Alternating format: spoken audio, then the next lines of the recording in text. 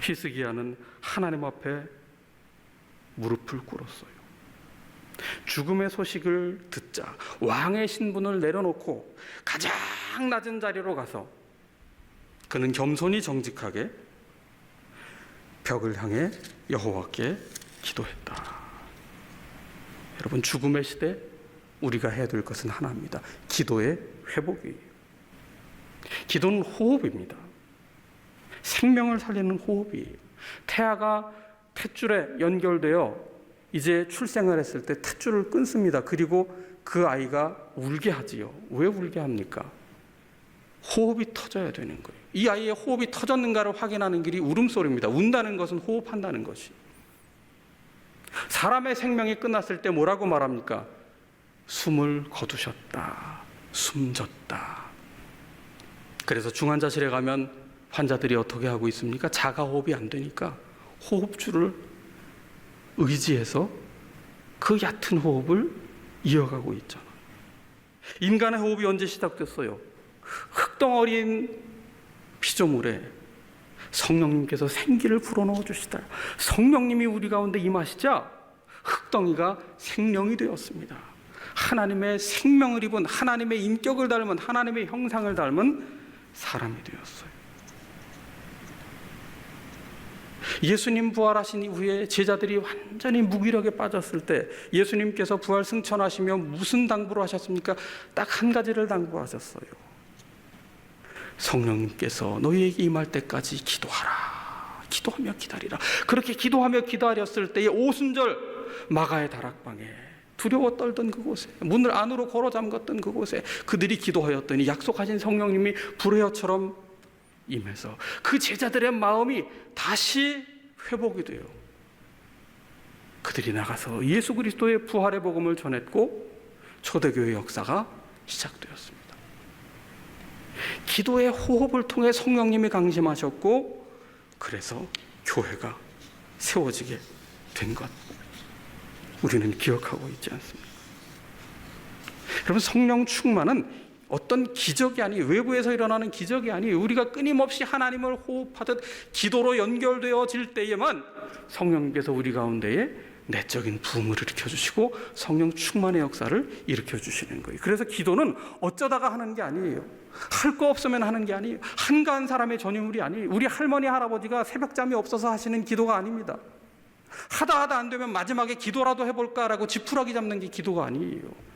기도는 가장 먼저 우선해서 하나님 앞에 엎드려야 할 성도의 사명이자 특권이에요. 예수님께서 습관을 따라 새벽 미명에 한적한 곳에 가셔서 가장 먼저 하나님과의 대화에 초점을 맞추셨던 것처럼 겟세마네에서 십자가를 지시기 전에 마지막까지도 땀방울이 핏방울 되기까지 기도하셨던 것처럼 예수님의 사역은 기도로 시작하여 기도로 끝났습니다. 40일 금식 기도로 시작하여 겟세마네의 기도로 끝났는데,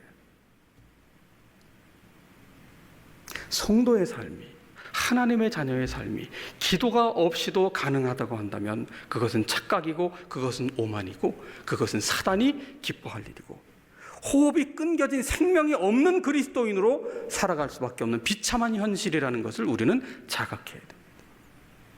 그런 의미에서 기도는 즉흥적으로 반응되는 것이 아니라 습관을 따라 훈련을 통해서만 형성될 수 있는 거예요. 히스기야가 이 죽음의 소식을 들었을 때 어떻게 기도했을까? 어떻게 다른 모든 방법을 다 차치하고 가장 먼저 벽을 향해서 여호와께 기도하는 것에 집중하였을까? 그것은 히스기야의 평소의 습관이 기도의 훈련이 되어 있음을 우리에게 나타내주고 있는 거예요. 다니엘이 어쩌다가 기도를 한 적이 없는데 갑자기 생각이 나서 예루살렘 성전이 있는 곳을 향해 창문을 열고 보란 듯 기도를 한 것이 아니었습니다. 기도 습관이 있었기 때문이고 기도의 훈련이 있었기 때문이에요. 그런 의미에서 이 영적인 훈련은 육체의 훈련과 굉장히 유사점이 많이 있습니다. 한 육상 선수가 이제 선수에서 은퇴한 후에 코치 활동을 하고 있는데 어떻게 하면 이 마라톤을 꾸준히 할 수 있느냐는 질문을 받았어요. 거기에 이렇게 몇 가지로 요약을 해서 답을 하더라고요. 본인이 엘리트 운동선수였을 때는 기록을 내기 위해 메달을 따기 위해 열심히 운동을 했기 때문에 한편으로는 굉장히 지쳤다는 거예요. 그래서 운동을 그만둔 이후에는 그 음식에 대한 집착이 너무 강해가지고 몸이 아주 순식간에 망가졌었다고 얘기를 합니다. 그러다가 다시 달리기를 시작을 했대요. 그때는 직업으로서의 엘리트 운동선수로서의 그 달리기가 아니라 자신의 건강을 위해서 달리기 시작했다는 겁니다. 그 이후부터 열심히 해야 된다는 압박감, 좋은 성적을 내고 좋은 기록을 내야 된다는 압박감에서부터 해방이 돼서 그 운동 자체를 즐기기 시작하게 되었다는 겁니다. 그러면서 몇 가지를 소개하는데 훈련 방법에 변화를 주라는 거예요. 똑같은 속도로 똑같은 자리를 계속해서 달리게 되면 실력도 향상이 되지 않고 흥미도 잃게 돼서 중도의 운동을 포기하게 된다는 겁니다. 훈련 방법에 변화를 주라는 거지요. 서재에서 묵상을 했다면 한 번은 거실에서 묵상을 할 수도 있겠고, 하루는 좀 바깥으로 나와서 조용히 산책을 하면서 말씀을 되새겨 볼 수도 있겠지요. 사람들과 함께 달려보기 시작했다. 그 전까지는 비교와 경쟁과 순위가 목적이었다면 함께 달리면서 훨씬 더 큰 즐거움을 경험했다는 거예요. 운동에 대한 동기를 계속 유지할 수 있었다는 겁니다. 묵상한 말씀을 함께 나누십시오. 우리 교회는 큐티방도 있고 구역 모임, 또 주일 소그룹도 있습니다. 남녀 선교회도 있습니다. 함께 일상을 살고 부대끼는 현장 속에서의 고민을 묵상한 말씀으로 나누시고 또 기도 제목을 서로 나누십시오. 그럴 때 서로가 계속해서 묵상을 하게끔 또 기도하게끔 서로를 불러일으키고 깨워주는 동기부여가 될 수 있는 것이죠. 훈련의 방법 또한 우리가 우리에게 맞는 정도에서 시작을 해야 되겠지요. 예를 들어 처음 마라톤을 하겠다고 하는 분이 내가 처음부터 1시간을 뛰겠다, 처음부터 10km를 뛰겠다. 그 큰일 나지요. 부상이 있습니다. 묵상도 마찬가지입니다. 1시간 묵상해야 되겠다, 1시간 기도해야 되겠다. 그건 안 하겠다는 말과 똑같아요. 거짓말입니다. 이루지 못할 일이에요. 너무 버겁습니다. 3분 묵상부터 시작하겠다. 오늘 본문만 읽어보겠다. 매일 성경 해설만 한번 읽어보겠다. 본문과. 네. 오늘 3분 기도해보겠다. 여러분 3분을 기도해보지 않은 사람이 30분을 기도할 수 있을까요? 거짓말입니다. 1시간 유튜브는 볼 수 있어도 1시간 묵상하기, 1시간 기도하기 그거 쉽지 않습니다. 훈련이 아니고는 영적인 일은 훈련이 아니고는 될 수 없어요. 유익한 일은 훈련이 아니고는 될 수 없어요. 무익한 일은 훈련 없어도 다 돼요. 욕하는 거 훈련해서 하는 사람 보셨어요? 그런 경우 없잖아요. 예. 좋은 일일수록 유익한 일일수록 훈련을 해야 되는데 실천 가능한 것부터 과욕을 부리지 말고 천리길도 한 걸음부터지요. 그리고 이분이 또 이런 얘기를 해요. 스포츠 심리학 임상 결과인데 운동이라는 규칙적인 스트레스에 지속적으로 노출이 되면 외부에서 오는 스트레스에 대한 적응력이 높아진다고 합니다. 운동을 했더니 스트레스를 잘 이겨낼 수 있는 그런 능력이 배양되더라는 거지요. 우리가 묵상을 하고 우리가 기도를 하게 되면요, 쉽게 좌절하지 않게 되고요, 쉽게 화내지 않게 되고요, 쉽게 싸우지 않게 되고요, 쉽게 불평하지 않게 되고요, 쉽게 짜증내지 않게 됩니다. 하나님 주시는 마음의 평강이 우리를 지켜주시기 때문에 그렇다는 것이지. 거창한 목표 설정보다 작은 실천 가능한 것부터 함께 시작하시고 옆에 도울 수 있는 분, 나눌 수 있는 분, 나 이제 좀 묵상 좀 하고 싶다, 나 큐티 좀 하고 싶다, 매일 성경을 시작하고 싶다, 일주일에 7번 하겠다, 그거 너무 과합니다. 일주일에 2번 시작해보겠다, 일주일에 2번 기도해보겠다, 시작하십시오. 그런데 그럼에도 불구하고 운동하는 사람들에게 가장 넘기 힘든 고개가 있다고 하더라고요. 운동하는 사람들에게 가장 넘기 힘든 고개는 한계령도 아니고 대관령도 아니고 현관령이라고 합니다. 현관에서 신발끈 묶고 문 밖으로 나가는 게 제일 힘들대요. 마찬가지예요. 말씀 앞에 서는 게 제일 힘들고요, 기도의 자리에 우리의 잡념을 거두고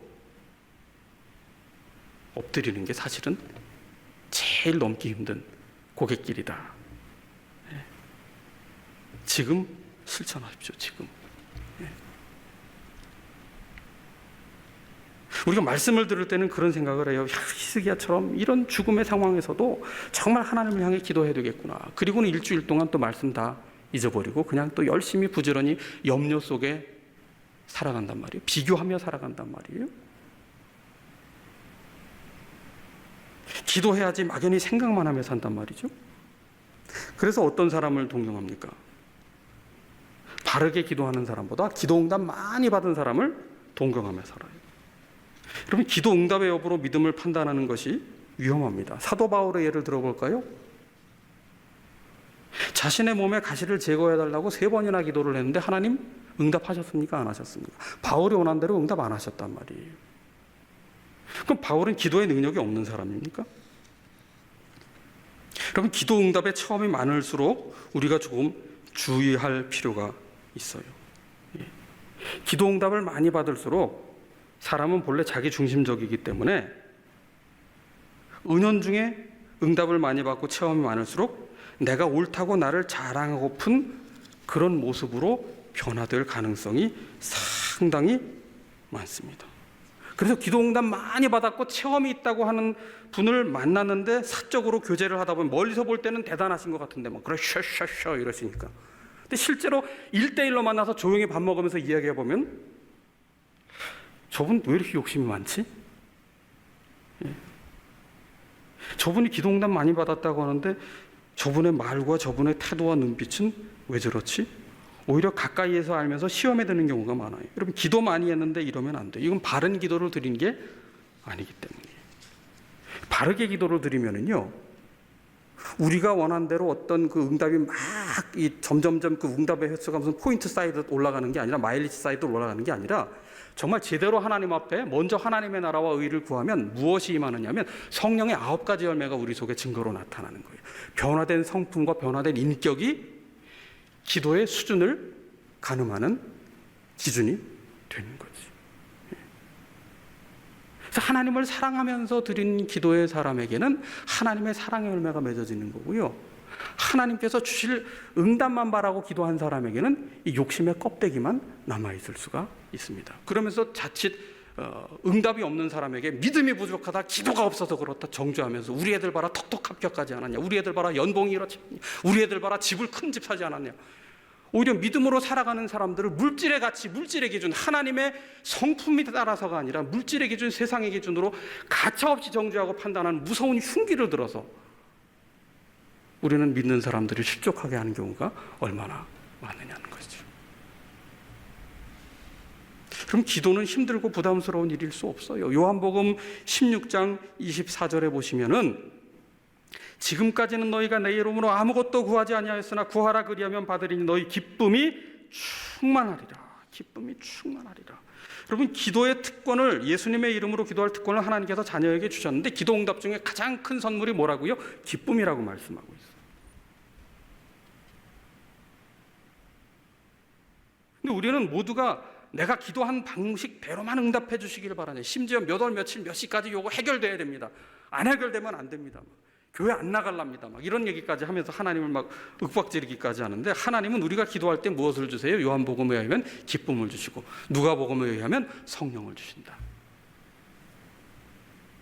근데 이게 별로 그렇게 우리 마음에 크게 위로가 안 되는 거예요. 내가 원한 대로, 내가 기도한 대로 주셔야지, 무슨 기도했는데 무슨 기쁨을 주시고 뭐 성령을 주시고, 그런 거 말고 좀 정확하게 몇백만 원 며칠까지, 정확하게 100점 만점 중간고사, 이게 딱딱 떨어지고 올 12월 되기 전까지 짝 만나서 정확하게 결혼 날짜, 이게 딱딱 떨어져야 되는데 안 되니까 점집에도 가고 무당도 찾아가고. 여러분, 이게 타락한 교인의 모습 아니겠습니까? 여러분, 하나님은 어떤 분이세요? 우리가 기도한 대로 응답되지 않을 때가 있어요. 그래서 하나님 앞에 마음이 다칠 때가 있어요. 그런데 하나님은 실수가 없으신 분, 하나님은 선하신 분, 하나님은 목자이신 분, 세상 끝날까지 함께 하시는 분, 반드시 응답하시는 분. 우리가 하나님을 구할 때, 우리의 응답을 구하기 전에 하나님을 구할 때 하나님은 우리에게 무엇을 주신다고요?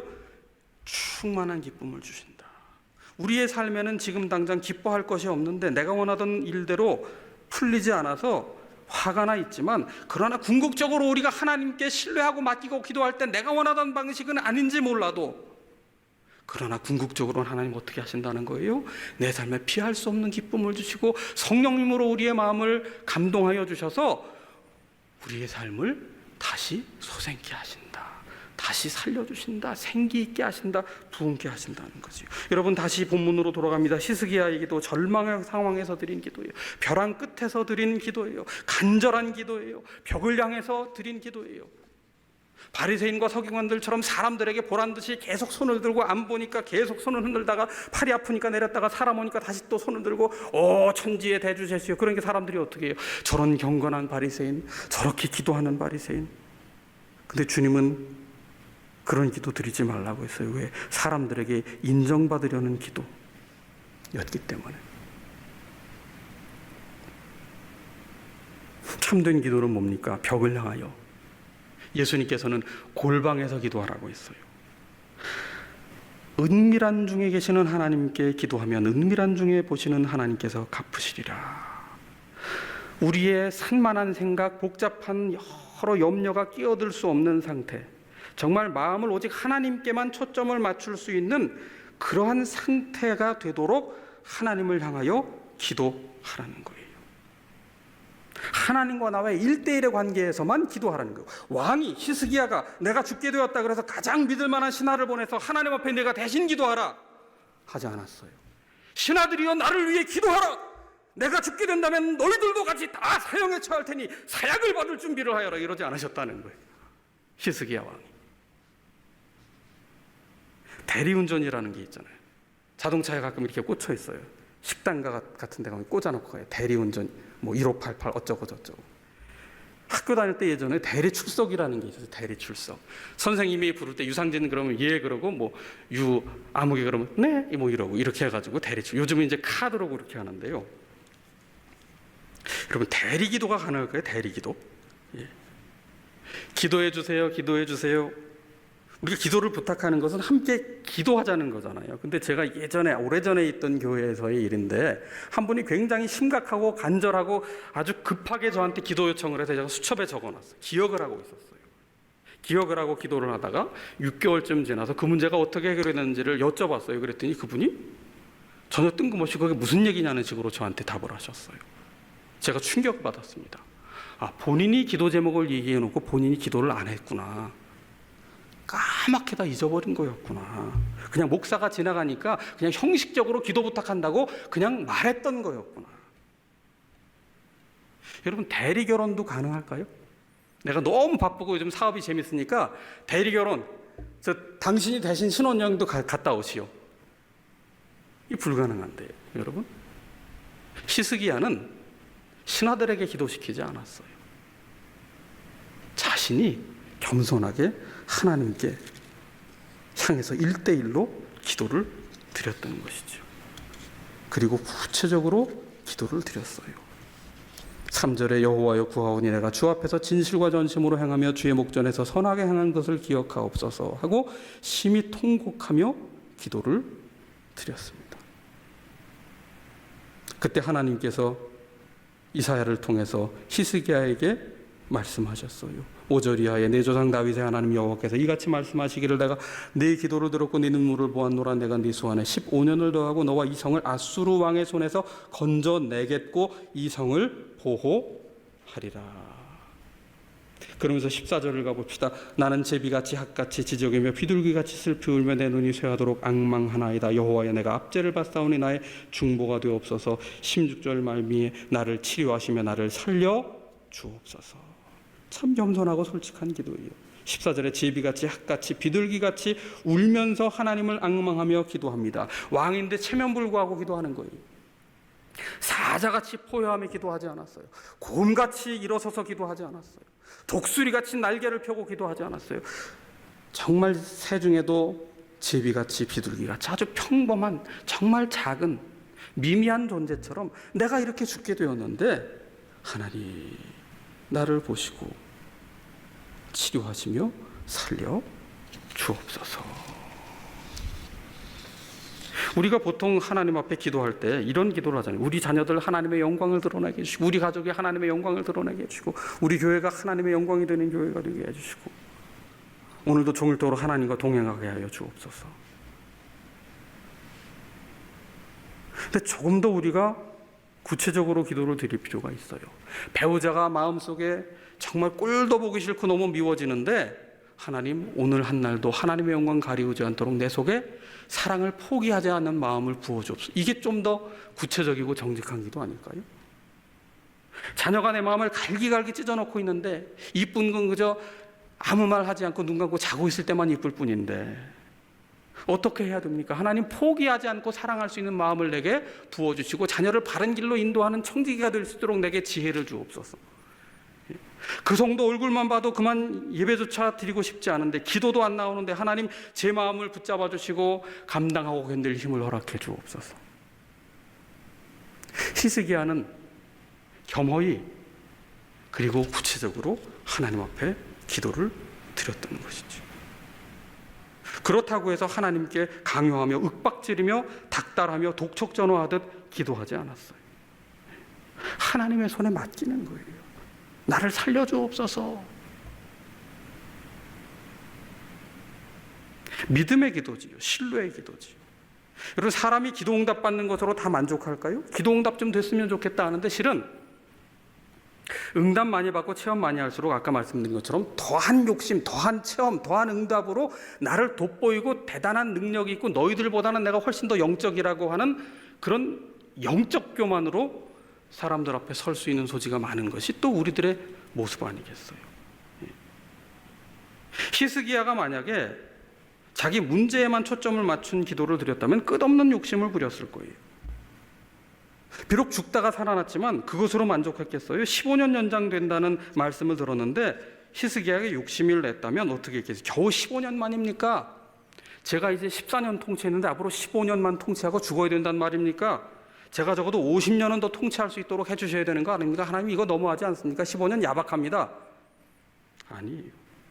15년 연장이 됐어도 사람은 간사하기 때문에 15년이 되는 해에는 하나님 앞에 또 삐졌을 겁니다. 예수님께서 나사로를 살려주셨지만 나사로가 영원히 살지는 않았잖아요. 하나님을 신뢰하며 모든 것을 맡길 수 있는 기도를 우리는 드려야 한다는 것이죠. 지난 주간 한 주간을 비대면 예배를 드리고 지나며 우리의 마음은 뉴스에 온통 마음이 쏠렸고, 그리고 우리의 마음은 심히 답답하기까지 했습니다. 어떤 가게, 어떤 식당에서는 이런 종이가 붙어 있었어요. 직접 사진을 보내줘서 봤는데, 교회 다니는 분은 안 받습니다. 교회 다니는 분 안 받습니다. 어쩌다가 교회에 대한 세상 사람들의 인식이 이렇게 나빠질 수가 있을까? 신천지는 이단이기라도 했지. 교회를 통해 환자가 폭증하자 너희들도 다 똑같은 것 아니냐.